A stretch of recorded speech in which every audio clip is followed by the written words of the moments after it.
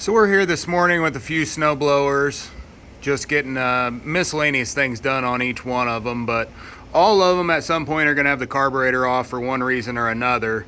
I'm going to show you the number one mistake that people make when doing any kind of repair. So whether you're cleaning the carburetor or you're replacing the carburetor, you know, some sort of carburetor issue, which is what a lot of things have, you know, when you're doing those, the number one mistake that everyone makes is by this. So when you're looking here, we've got them all drained. There's a drop or two coming out there. Drop or two coming out there. This one looks like it's stopped all the way. But, so we cleaned this carburetor out. We just put it back on. So it's nice and clean. There was a little bit of water in the bottom. So, but the carburetor was in good shape. It was relatively new. But here we are, you know, all the fuel seems to be out of the unit. So you grab this and you go ahead and put it back on. You put some fuel in it and you go to fire it up, right? Might run great for a minute. But the problem is here is that if you don't fully drain your tank, you're leaving fuel down in there. So right here, if I just barely tip this unit back, fuel starts to come out. And I mean, that's a lot of fuel. So all that fuel right there that was bad was still in that unit, even though it was drained. Even though it looked as it was drained anyway.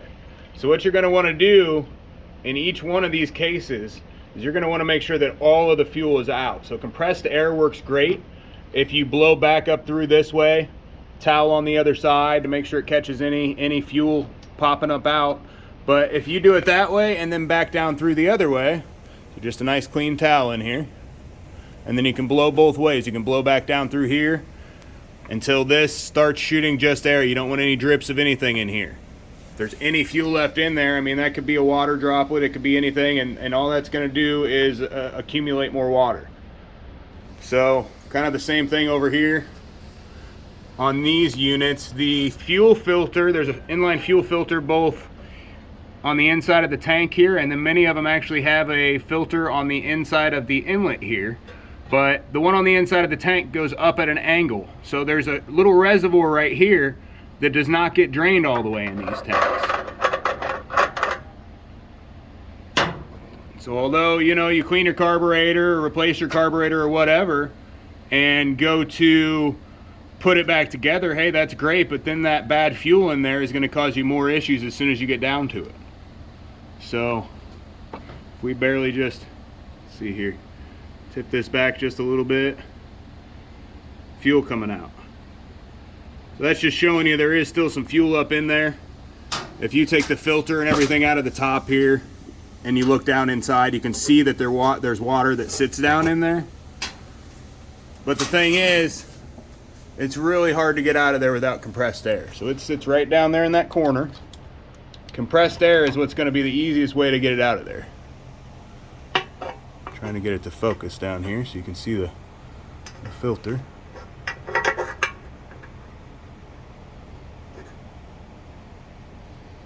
So yes, right there you can see that water just built up right around the filter. It's not wanting to focus real well, but that's the filter there to the left hand side, and the water kind of sitting down in it. So on each one of these there's a reservoir in them. So if you look here, that's just dripped a second ago, just dripped in, but if you barely tip this back again,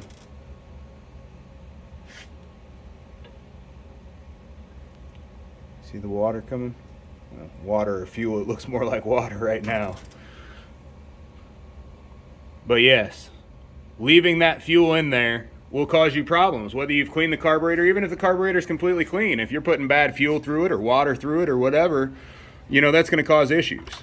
So number one mistake we see when anyone replaces their own stuff or does their own work is that they do not completely drain the fuel and start fresh with some new fuel. So if you're attempting these things yourself, make sure you do that. Make sure that you drain the fuel all the way and that the tank is actually as dry as it should be.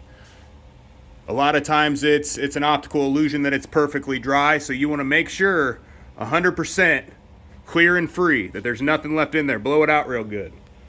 This one's looking better, but it probably has still some stuck in there also in the fuel filter. Blow that out real good. Make sure there's nothing left in it. All that gets out of there to ensure that you're going to have a smooth running once you get it back together. Thanks for watching. Like and subscribe.